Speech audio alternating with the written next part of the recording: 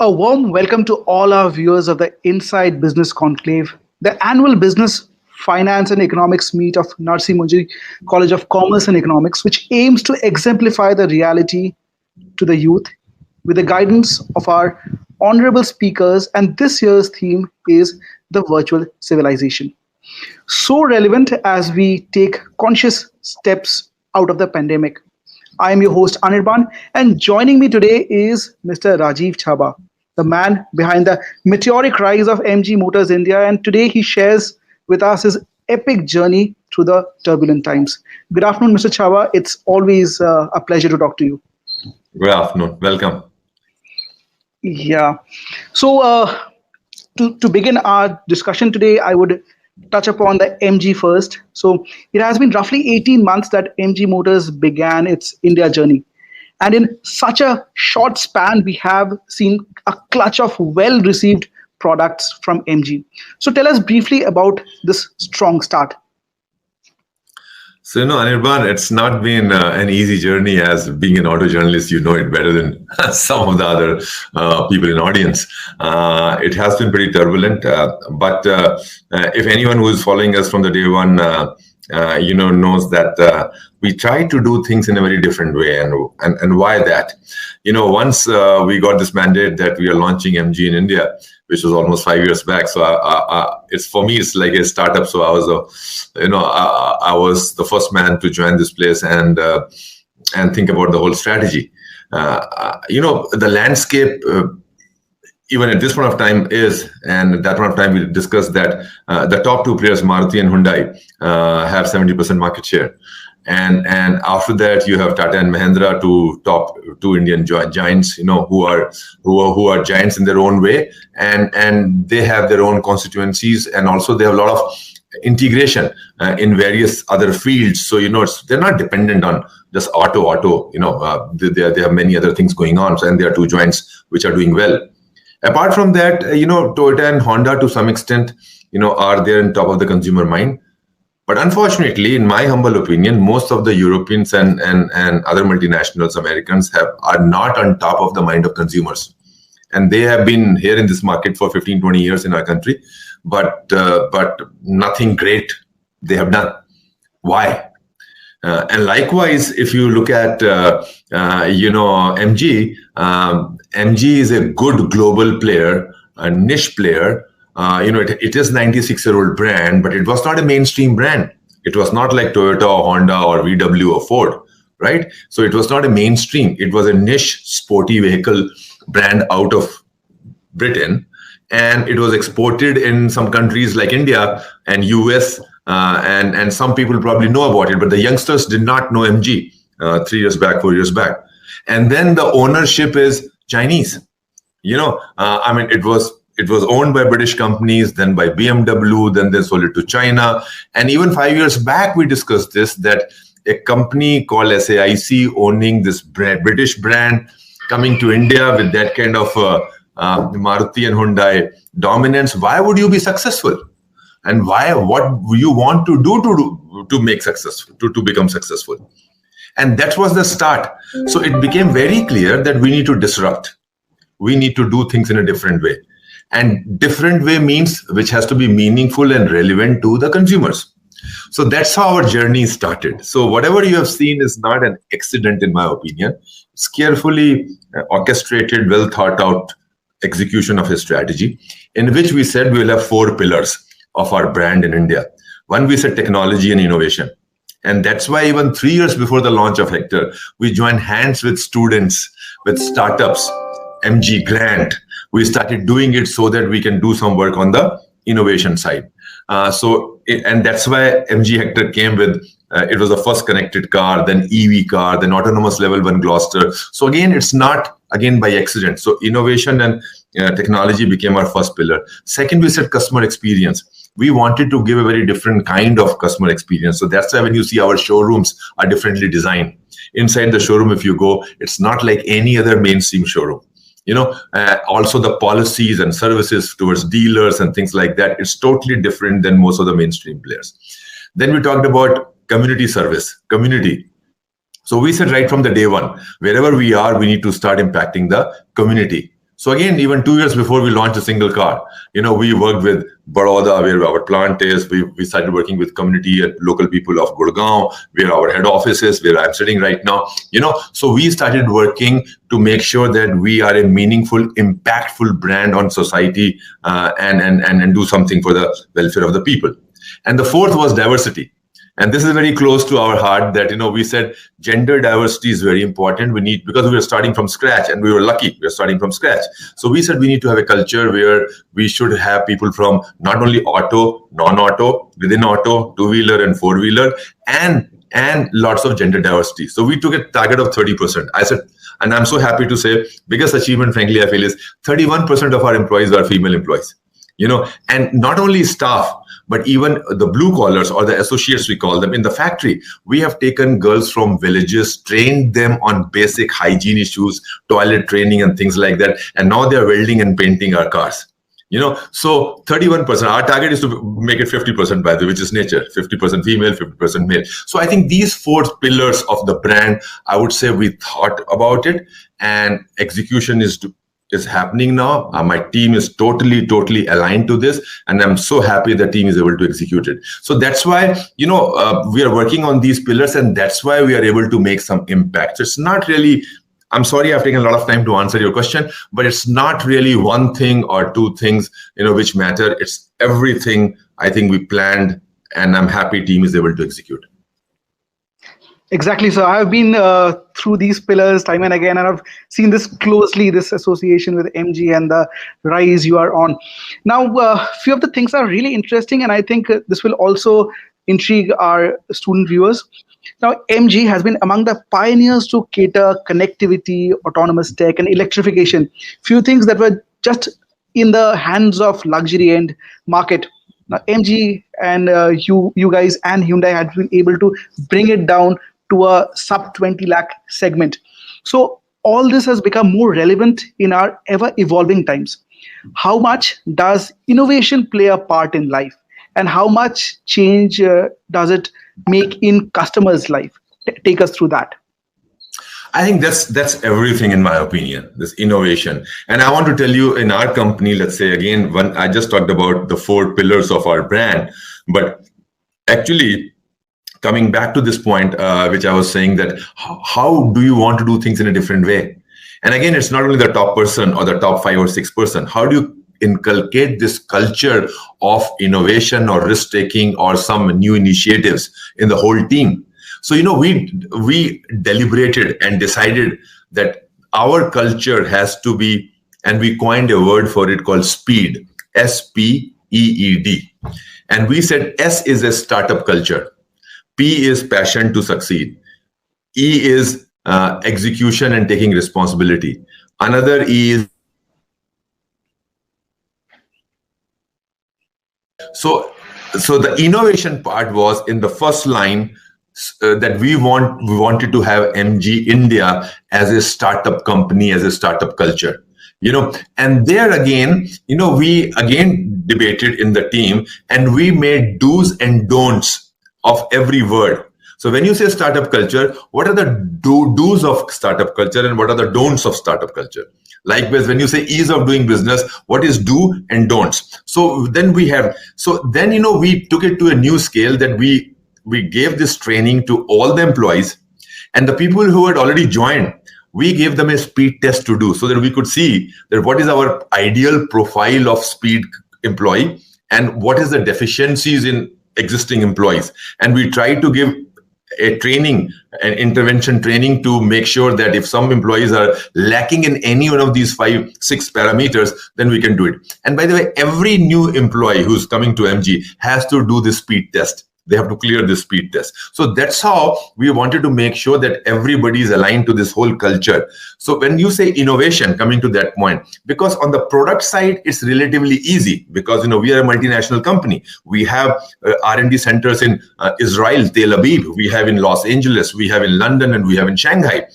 So we have centers, and the products is relatively easier, though for some Indian companies it's tough, but for us it's easier. It's a multinational company, so we can do it. But the thing is, how do you inculcate that innovation in your process, in your end-to-end seamless integrated processes, end-to-end solutions. Or to a customer, when you talk about a customer, how do you provide a digitized experience, contactless experience, and things like that? So I think, important thing is that we need to keep working with young people, especially those entrepreneurs and those people who are doing startups. So this is another thing which we are doing it right from the day one. You would be surprised and happy, and maybe Nirban yourself, but students probably would be surprised to know we have already worked with almost 100 startups in last 3 years. 100 startups. Okay, we have given grant to I think around 45 or 50 companies right now, and this grant may be 2 lakhs, 5 lakhs, 10 lakhs. And we are trying to have a culture that every employee of a company should work with one startup at least once a year. Why? Because we are auto industry, as you know, is a very, very conservative, old mainstream. There are buddhas like me in this company. There are people who have 30 years, 40 years, 20 years experience. They have been trained and they have evolved into doing the things in a very particular way. Isi line mein kaam karna hai, isi area mein kaam karna hai. And when the young students are coming who are reading, big data and who are analyzing, AI and ML, machine learning and smart manufacturing, poor chaps, even the senior people don't want to listen to these young students because वो बोलते हैं हमें पता है कैसे करना है, right? हम इसी तरह से करते आए हैं. So we need to make sure that these seniorish people also understand the new language of the youth right now. So that's why this startup culture is very helpful, because we force our seniorish people to work with these youngsters so that they understand what all is possible now.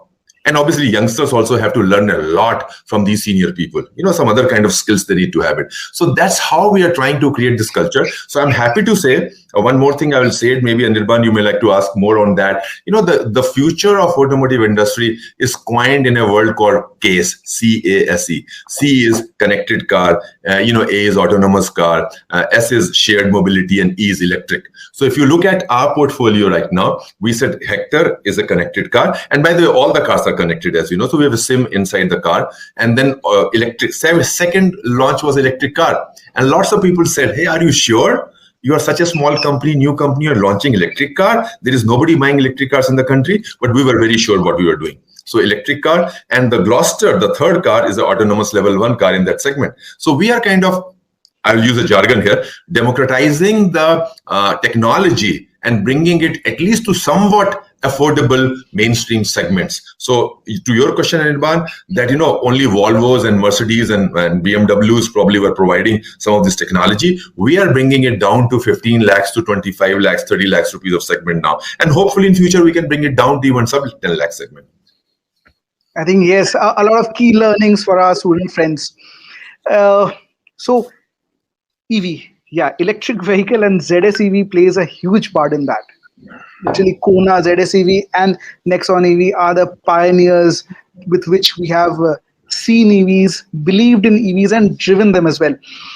So it has been a while that EVs are on road, but what do you think about the current situation of EV infrastructure? How do you counter the range anxiety? How do you address to potential buyers that there is a sustainable path towards mobility? What is your take on EV infrastructure at this point in time? Any new technology is part of a change management, and change management is always tough. You will always have 10 naysayers, or people will talk about a lot of concerns whenever you're trying to do things in a different way, right? Or a new thing you're trying to do it. Before I answer electric, let me talk about even connected car on Hector. Let me oversimplify that case. By the way, the connected car we have an Airtel SIM card inside Hector, so you can do a lot of online activities. You can also, we have a Ghana app in the car, so you can stream Ghana, and navigation is real time, and lots of other things, gamification and all we are trying to do, and we keep improving on Hector with every year, right, on this navigation part and connectivity part. So now in India, and again, I won't be sarcastic and I won't take names, lots of manufacturers have been trying to do that, and technology was available. In India, they could have done it. Somebody could have done it maybe 1 or 2 years back. Why it was not happening? Because simple thing, when you put that SIM card there, then they talk about it. Hey, who will pay for the data? And then who will pay for this? And then I have been part of these multinational companies in some other markets too. Typically, the debate is that 1,000 rupees a year, who will pay that? And then you are not able to come to a solution, right? And then they say, we don't know the future, we won't do it. And then there are other people, who will say, listen, let's say in India, you have 2G, 3G, and 4G. So they say, hey, listen, if you go to 2G circle and 3G circle, your car may not receive the signal, and suppose you're listening to song may not be available to you. So let's not do it. So we are looking for a perfect solution. In our company, what we did, we said, yes, these issues are there. So let's take a decision, 1,000 rupees per car. And Anirban, when people have to sell the car, they give discount of 10,000, 20,000, 30,000 rupees. Nobody even asks beyond a point, right? Because sales guys have to sell the number. So we said 1,000 rupees, we take the decision for the next 5 years, decision taken, we'll do it from the company side. After 5 years, we'll see how's the market. Maybe consumers start paying for that. But at least for the first 5 years, we give the data, 1,000 rupees per car from our side. Okay. Second, we said, hey, listen, 4G is there, let's say, in 80% of the market, 70% of the market, 85% of the market. So let at least 85% people enjoy the connectivity. And if suppose they transit from 4G to 3G, there is a little bit of problem. We take that as complaint. May not be a perfect solution, but at least let's give the experience. We did it. And Anirban, have a bet. In the next 2 to 3 years, every car will be a connected car in this country. Somebody had to start. Right? We started, Hyundai followed, and now everybody is doing it. At least all the new launches are coming with this. Otherwise we could have delayed it by another 3 or 4 years, or maybe I don't know. So let's come to EV now. The same story, in my opinion. Government is very clear that EV is the future. And why government is clear, by the way? So let's talk about that. See, it's an environmental issue. It's a global issue.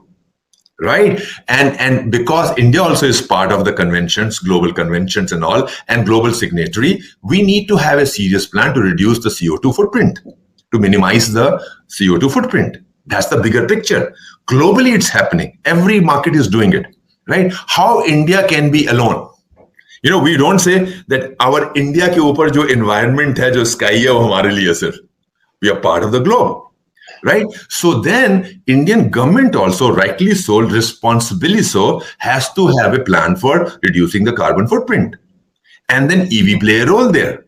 So that's why government is trying to push the EV. Though it's a different story in India, because maximum footprint is happening from two-wheeler to commercial vehicles to three-wheelers, maybe buses and trucks. They create more footprint than personal four-wheeler. That's why the government is trying to put pressure or prioritizing those sectors, rightly so. But coming to four-wheeler, where I belong to, so four-wheeler also, this has to happen.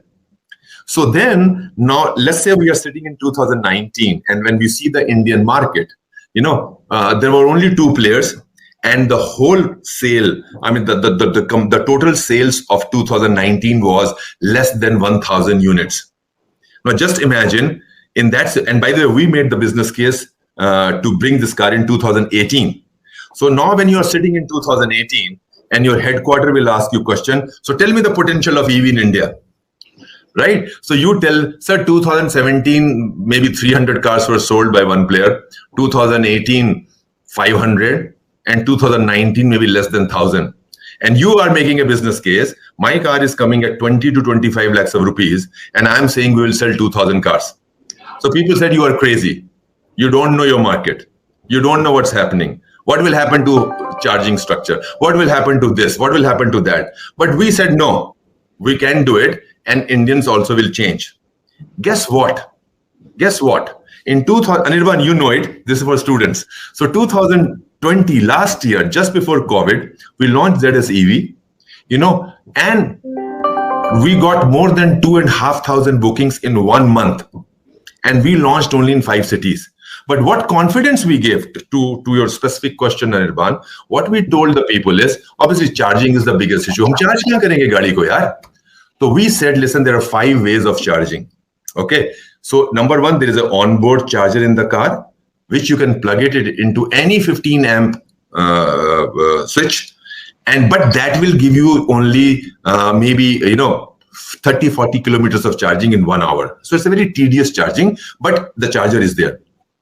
But more important, we said that in your house, we are going to put a charger at our cost. And obviously the cost is part of the overall packaging of the cost, so nothing is free. But as part of the overall cost of the vehicle, we said we are going to give a charger free, and we will install it at our own cost in your office or home, wherever you want. And this is an overnight charger. So आप शाम को आए हो 7-8 बजे आपने लगाया उसको charge की plug in किया.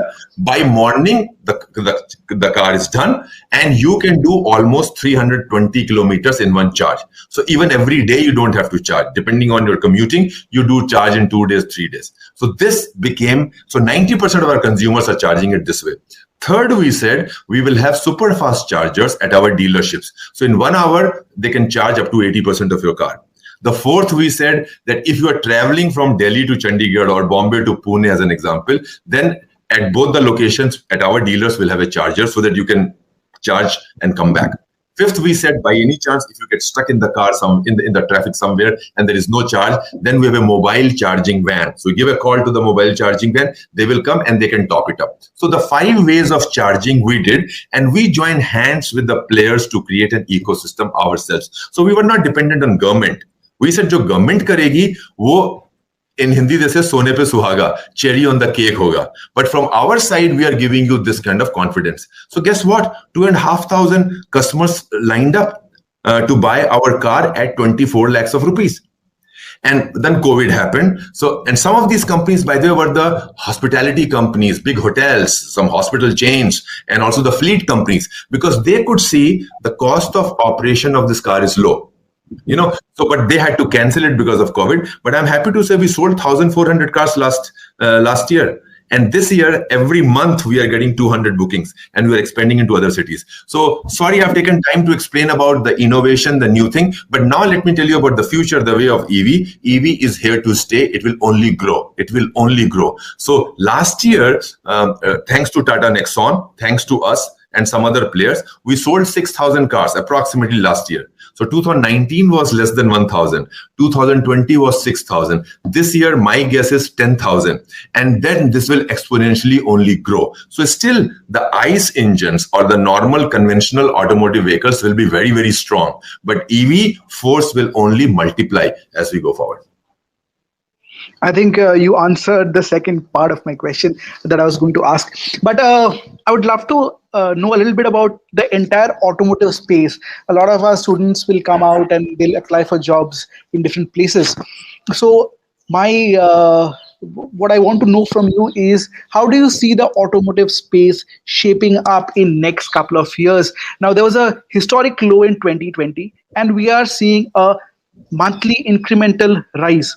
And several companies are coming out with more and more employment and job options. So tell me about the automotive sector playing a huge part in economy, and how can that actually boost our student folks as well? So I think there are always two sides of the coin. So,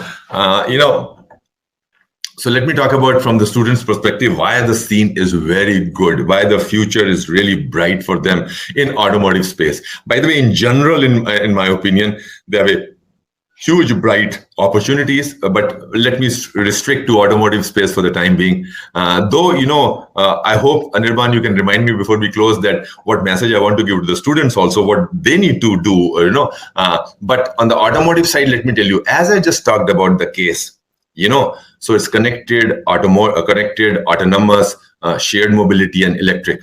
So all these are new things, new technology. I hate to say that most of the employees in automotive industry are old employees. It's difficult for them to change. It's difficult for them to adapt, to even understand. Even in marketing, the language, the social media marketing language. I'm a marketing person, by the way.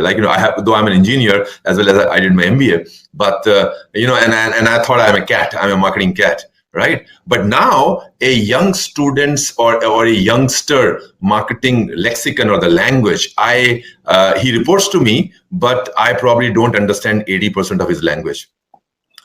Because it has changed completely.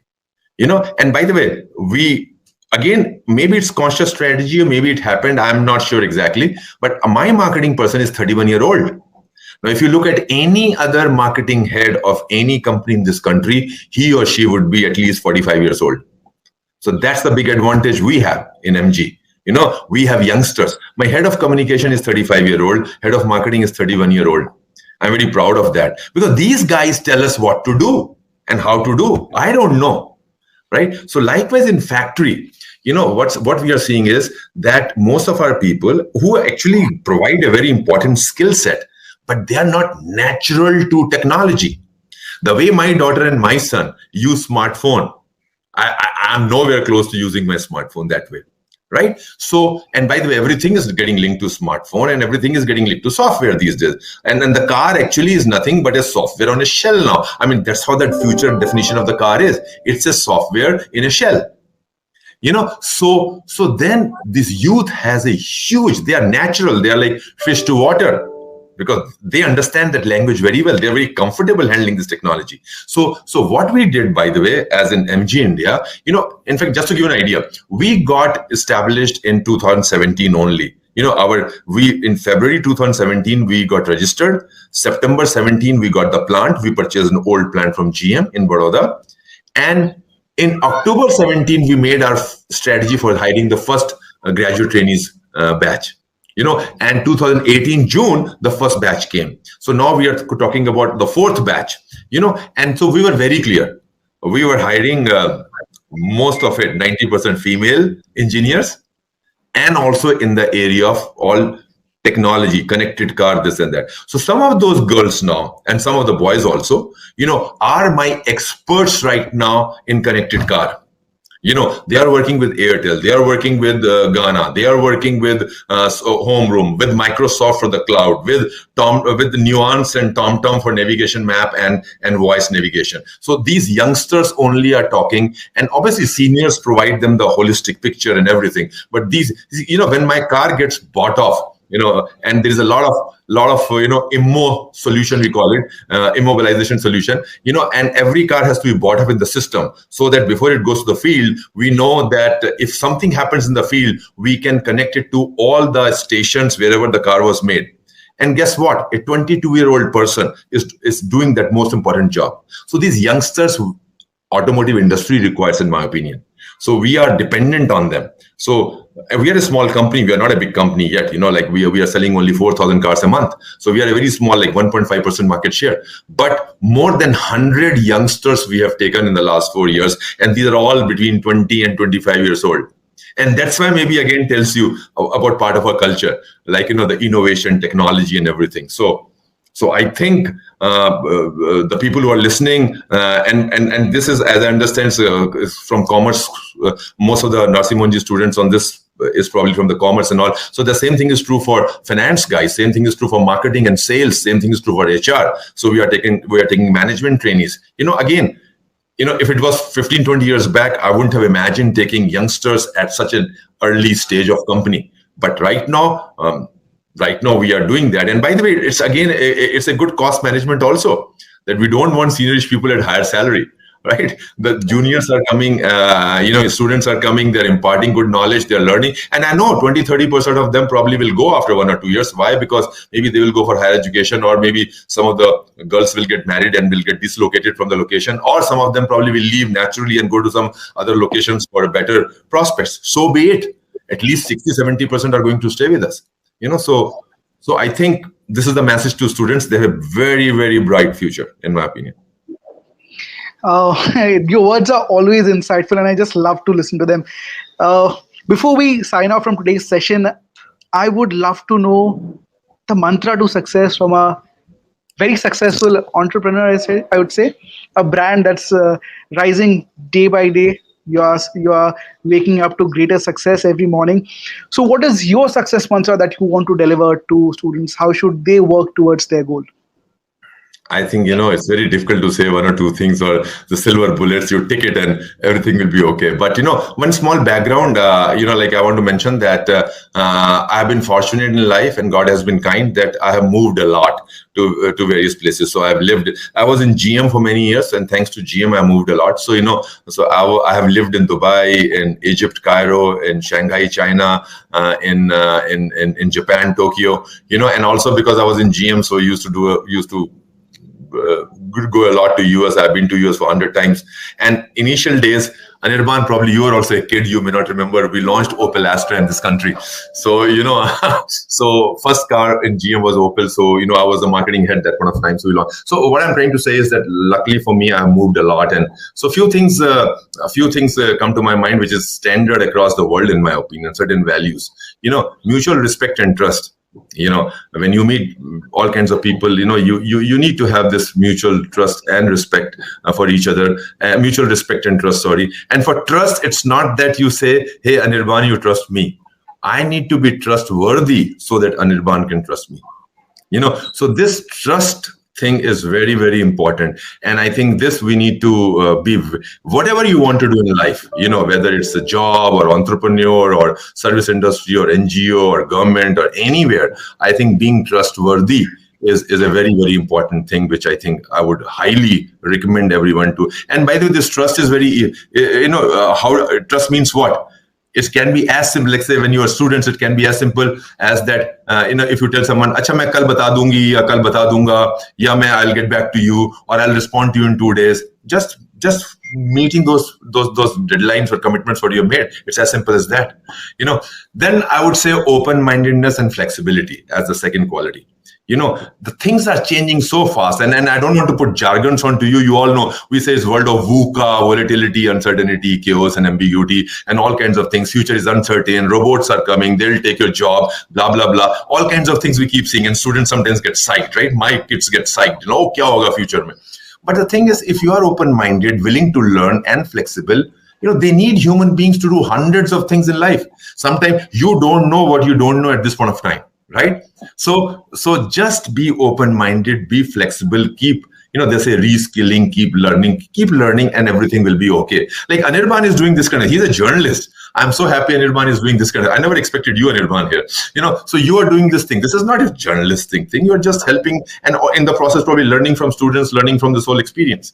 So this is what I say, open-mindedness and flexibility. The third thing I would say, is your karma, believe in karma. At this point of time, think about the present and keep doing what you are supposed to do at this point of time. If you are a student, your job is to study and learn, right? Just take care of that. Future will take care of itself. So when I was a student, I never thought after 30 years I'll be president and managing director of MG.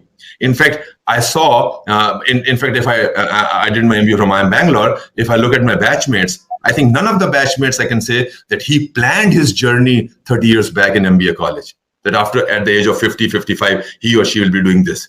Only thing is you take steps, and also, by the way, if you go do some discipline now, or if you change a particular kind of industry right now, doesn't mean the whole life will be wedded to that. As students, we are bothered, meri pehli job kya hogi, mera pehla discipline kya hoga, are agar ye nahi mila to meri sari life gadbad ho gayi. Aisa kuch nahi hota hai.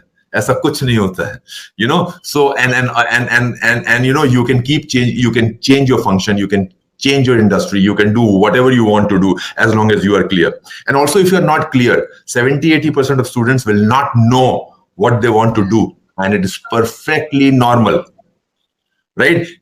If you know very clearly what you want to do, you are exceptional. But if you don't know what you want to do, you are normal. So don't worry about it. Just keep doing your karma at this point of time, what you're supposed to do. I think a lot of student friends would drop a CV to you directly now with such insightful words and word of wisdom. Thank you so much for your time, sir. It was a pleasure talking to you as always. No. Thanks a lot. Thank you very much. Nice talking to you. Bye-bye. Thank you so much. Bye.